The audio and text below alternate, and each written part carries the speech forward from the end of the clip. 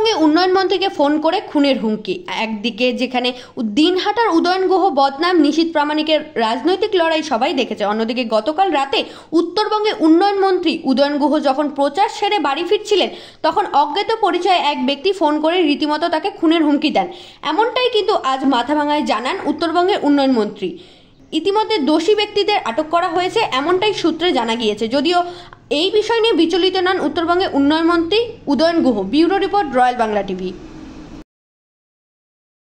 কি বলবেন? রাত্রেই আমি জানিয়েছি পুলিশকে, আমি শুনলাম যে পুলিশকে সেটা আইডেন্টিফাই করেছে এবং ফারাক্কার থেকে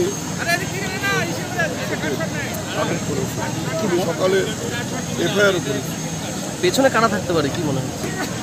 ভাষা শুনে, কথাবার্তা শুনে তো বিজেপির লোক মনে হয়। হোয়াটসঅ্যাপ করবো? হ্যাঁ, হোয়াটসঅ্যাপে না সরাসরি এমনি করেন।